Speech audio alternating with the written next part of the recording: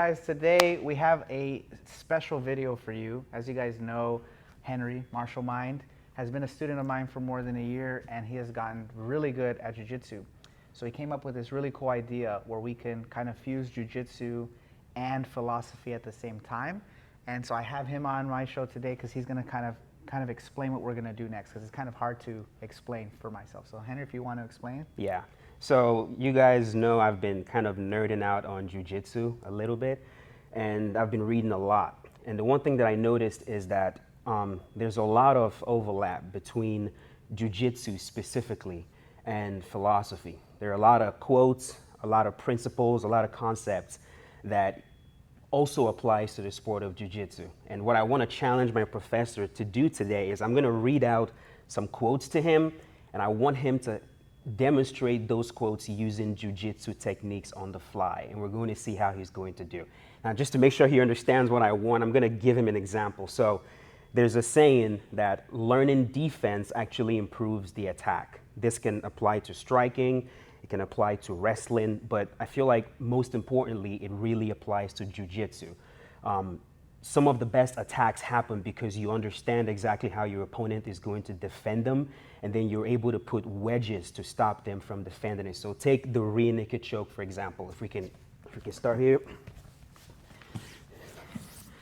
When I get to my opponent's back, if I don't have my hooks in, especially in mixed martial arts, just because I have chest to back doesn't mean that I have his back. He can easily turn into me if I don't have anything stopping him. So I can go a seatbelt. We call this a seatbelt grip, where I've got an overhook and then I've got an underhook. And from here I can lock. Now this locks his shoulder here so that if he attempts to turn to his right, he can't. If he attempts to turn to his left, this prevents him from turning. Now it's always good to also have the hooks in. Now from here I have his back. Now a very good, one of the defenses that he can go for is he knows that this is the choking arm. This arm right here, that's the underhook arm, he doesn't really have to worry too much about it yet. This is the arm he has to worry about. So one thing my professor can do is he can go 2-on-1 on this arm right here. He can take me to this side. He squares up, points his hip up to the ceiling, walks, puts his back on the mat, and now he has escaped.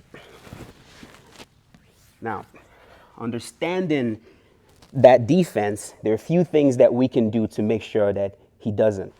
So let's say, for example, he's able to get me to this underhook side. I know he needs to clear this hook for him to be able to get on the mat. So I can hide that this way. If I can lock a body triangle this way, even better. Now, second, I know that he needs both of his arms to defend this choke. And so I can start controlling and pinning one of the arms so that he only has one arm to defend. If I control this arm and I lift it, I can trap it with my leg. Now my professor only has one arm. He can fight as much as he wants. He can try to hold on to the choking arm as much as he wants. I can use the left arm, peel, make a bladed fist, go in, and I can choke him with just one arm. While I'm choking, I can also wrist lock right there. So you guys see how understanding the defense to the rear naked choke allows me to block every single exit. I get the body triangle to prevent him from squaring up his hip and walking his back onto the mat. I pin one of his arms to prevent him from going 2-on-1 and get the and defend the choke. And then once he only has one arm to defend the choke, I can use the free arm to choke him out. So you understand what I'm asking for? I do. Okay. Okay, I do. That was good. That was really good. Not that I didn't expect it to be good, but that was very detailed response. So that's a high standard, Henry. Okay. I gotta. All right. Beautiful. All right. Yeah. So all right. now we're going to start. Can I have my phone, please? All right. So I'm gonna read the quote and then try to come up with the technique to explain the quote. Yes. Okay. So I'm going to get you the first one right here. So first one is, sometimes you have to take a step back to move forward. This is a quote by Erica Taylor. Okay. Sometimes you have to take a step back to move forward. So how would you demonstrate this using jiu-jitsu? Okay, let's talk about one of my favorite topics, passing, guard passing. Okay. All right. Okay, so take a step back to move forward. So yeah, this is good. All right. So usually, we always talk about passing the guard. Whatever you're doing is always pressure forward, never letting up, right? So if I'm going to a knee cut position here, and I'm trying to pass, but we're kind of stuck in this like, almost like stall, right? Like we're this stalemate. So for this position, I think the philosophy behind this quote would mean like, in order to advance my position, I have to back up to reposition myself into a stronger position. So what I'm thinking from here is, if I'm pushing forward and I'm stuck, I'm gonna back up here. Okay. To disengage, only because now I have more mobility to cut my shin across. Oh, beautiful. And then I could come right back here. And Now you got the leg drag. Now I have the leg drag. I can still pass. I can drop my head. I'm already anticipating you throwing the leg over. I catch. Okay? So again, instead of pressuring forward, step back. Now I could come forward with more pressure, maybe forcing the back or side control. So not a lot of details. No. But I think understanding this concept actually applies to jiu-jitsu and life a lot. You just got to kind of take a step back. Okay. And I'm going forward, but I'm not going forward directly. I'm coming back, going to the side, and then coming forward this way. So that would be the same like principles with framing, right? Like as opposed to, so like if you were in half guard completely. Okay, yeah. And you're trying to pass, and I'm framing here. Right. Would you do the same thing? Exactly, right? Okay. So if I'm framing, I can't pass, I kind of walk back. Okay. Walk back, and then look, now I could leg weave, come back this You- way. and you kill drop the my frame. base, kill Okay. the frame, and start coming back this way. Okay. So this is actually it's a very recurring concept, I think, in jiu-jitsu. Stepping back to move forward, stepping back to move forward, stepping back to move forward. And of course, you could apply that to other things, but definitely in jiu-jitsu. Okay. All right. How was that first one? I think I got lucky. I think I got lucky. Let's try another Let's one see. here. I'm scared I'm gonna fumble one of these. Here we go. Nah, I think you're good. Okay. All right, second one. This one, I really, really like this one. This one's Occam's razor. And we see this all the time. The simplest solution is always the best. Simplest solution is always the best. It's like we try to overthink everything. The simplest solution is typically always the best. Okay. Man, there's so many ways. You want a particular position, a guard? Whatever you want to show. Solution is always the best. Okay. Yeah, let's do it. All Okay. right, can we talk about self-defense? Yeah. All right, simplest solution is always the best. So if someone attacks me from behind and I don't know who it is and they're squeezing, we think about all these fancy things, right? So let's say I'm behind here and he's doing like a headlock. It's real simple. My hip's connected to his hip. I'm already shorter than him, so it helps. I just hinge my hips, I drop my elbows, and I come forward. I probably should have warned you for that. No, Sorry good. about that. Nice, easy shoulder throw. The simplest solutions are always the best. As opposed to like Turning around, dropping my. No. He gets on top. Or like what we see in MMA where they're trying to roll for leg locks from the back there. Yeah. Okay. Exactly. So just basic day one jiu-jitsu. Yes. You should learn this on day one. If someone grabs you from a back headlock, I grab my elbows tight, keep everything snug. This is not going to prevent it. This is just going to kind of buy me time. And my hip is nice and connected to your hip and it's hinged and I roll you over my shoulder. Very simple, but very effective. That's why we teach never to get the back without hooks. Always bring them to the ground. You could jump the back without hooks, but you can't go for the choke without hooks. Wow. So that would be, I think, a good expression of that quote. Nice. This actually kind of reminded me. I don't know if you saw the MMA fight Garrett Tonin, his last fight where he got knocked out. I did. There's a philosophy that John Danaher teaches, which I think it works really well for jiu-jitsu, where when they escape a pin, they don't look to get back to guard. They look to escape a pin and get into an attack.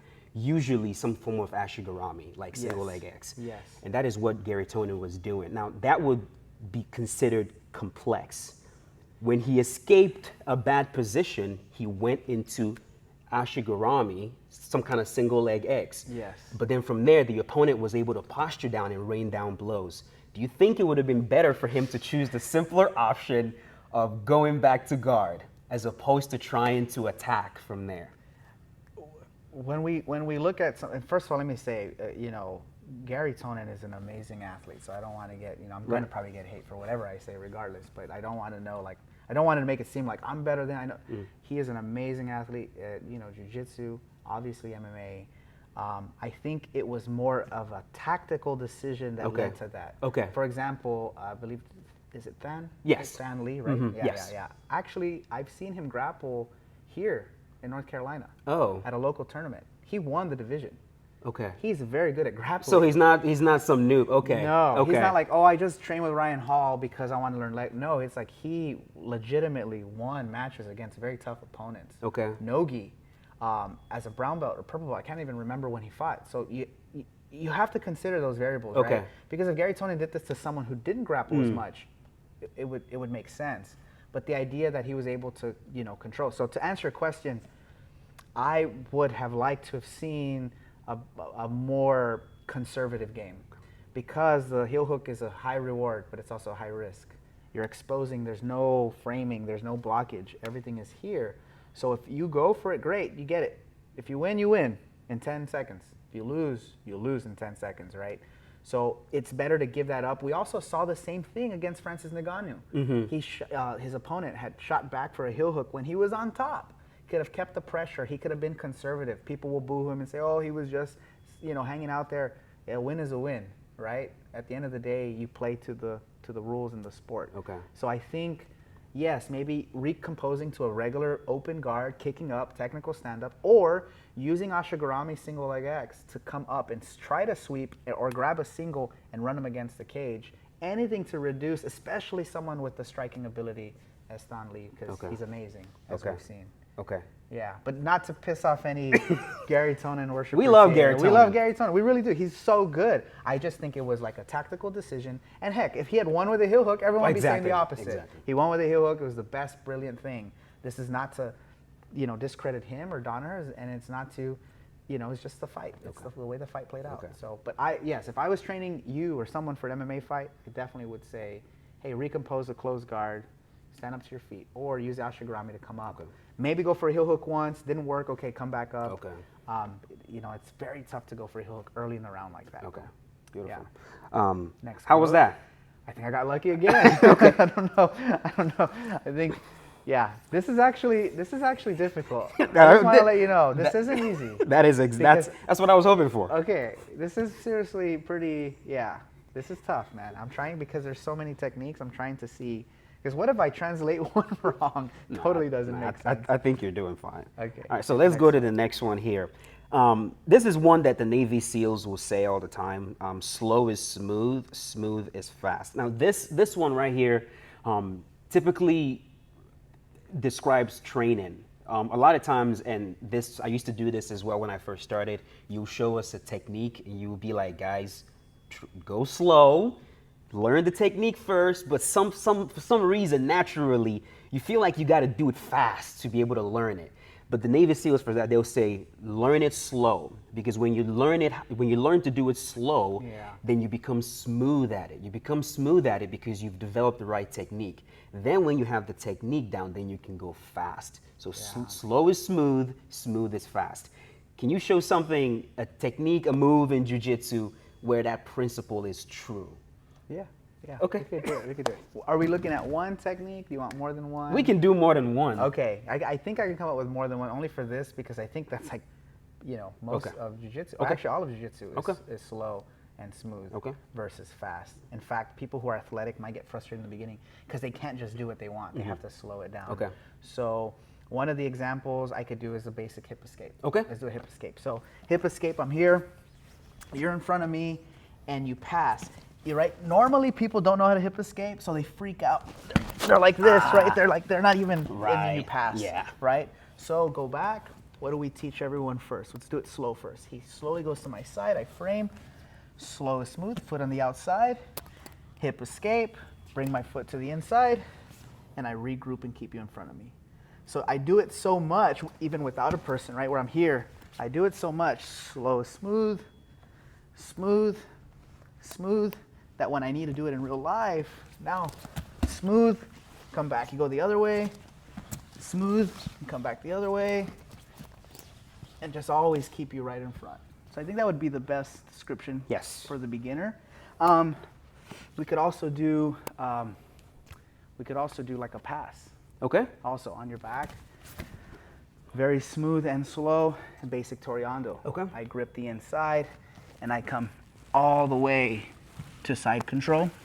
Even though it looks slow, right? Come back, look slow. In real time, if I'm trying to pass your guard and I'm trying to go fast, I'm probably not going to do very well. So as we're passing and I move, I'm able to pass into the advantageous position that I need to be in. So I think those two would be a good example. Hip escape and Toreando. Just keeping everything simple. Beautiful. I don't know what you think. Yeah. So far, so good. Dude, you're doing well. I don't know what you're talking about. I'm passing this quiz. Yes. All right. Yes. All right. Let's go to the next one. This one's from Confucius. It also has like the slow thing going. This one is, it does not matter how slowly you go as long as you do not stop. So this would more describe pressure. Yeah, it would. I love pressure. Yeah. Yeah. And people often think pressure is just pushing in, but actually pressure is, it's a lot like the first quote, taking steps back to move forward. Pressure can come in other forms. As long as you don't stop. As long as you don't stop. It doesn't matter how slow you go, as long as you don't stop, Yeah, as long as you keep going. I got a good example for Okay. you. All right, on your back. We'll Okay. do some more passing. Okay. And people probably want to see some guard, so I got to go to some guard at some point. Okay. You're like, hey, what's up with the guard, right? But I think it would be a good example is to explain like chain passing. Okay. How am I going to pass my opponent's guard without stopping? And how am I going to continue to apply pressure without putting, my shoulder to your sternum? Like I'm still going to put pressure.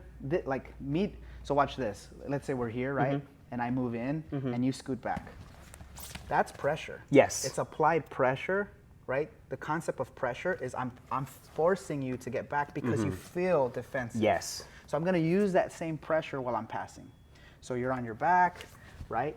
And so as I start warning you, that's when I start applying. So I can go for anything. I can go for leg drag. You respond.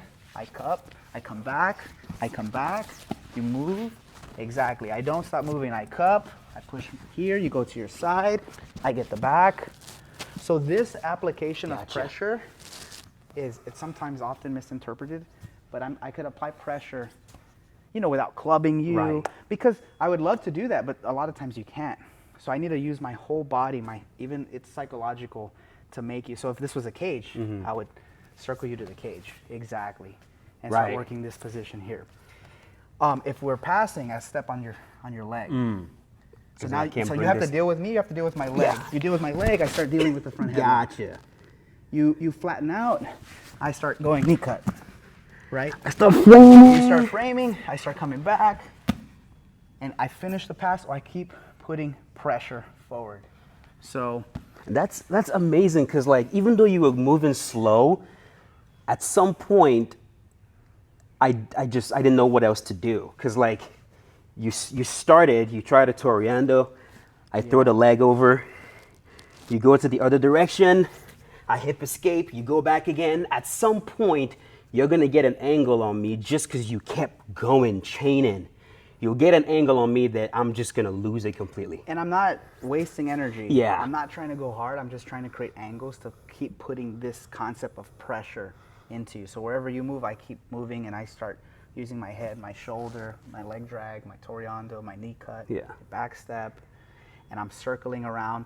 And even if I pause, doesn't mean I stop. It just means I get to a position to kind of hang on, and then I start looking for another angle to attack. And I could attack linearly. I could attack with an angle. I could attack in a circle. I could come back and do that same quote from the beginning. So always connect a position where I want you to worry is about defending. Okay. Because the minute you have time to think about offense, I have to not worry That's about the defense. pressure. That's the pressure. Right there. Never give you an opportunity to think about offense. You put me in a defensive cycle. Yes. And you just kept me there. You kept going. So now your goal is just to survive. I just want to defend. And my goal is to be on the attack through my physical pressure, but also through my psychological pressure. Gotcha. So, Damn. we're getting pretty deep Yeah, there, right? yes, All right. yes. Should I talk with a New Zealand accent? Would that make things more interesting? I could probably talk with a Mexican accent. That's more like it, but no. You might have to shave your hair. Shave then. my hair. Maybe Wear rash guard. Oh, look, I'm wearing a rash guard. And joggers. Yeah. I didn't plan this. I don't know if it's gonna work because like you don't have a disability. Like for you to like give off. Yeah, you got to give off that like enlightenment. Yeah, you gotta have a disability, either blind in one eye, crippled, something. Like Yoda, kind of just walk with a cane. Exactly. All right, man. You're still young and nimble. It doesn't work. It doesn't work. All right. Let me see if there's one more here. How many is that? We did 4. 4. And then last one, we'll do one more. We could do more. I feel good. I'm how many have we done? We've done 4? So we've done 4. I'm 4-0, right? I'm yeah. 4-0. Yeah, let's just do one, because I have like one more here. Okay. But this one's a really good one. I think you like this one. This one's from Napoleon. This one is never interrupt your enemy when he is making a mistake. Okay. This is a good one. This is a good one. Never interrupt your enemy when he's making a mistake. Oh man, there's so many good ones. I talked about guard, so let's do guard. Okay. Let's do guard, all right? So typically let's talk about the different lenses in the guard. Okay.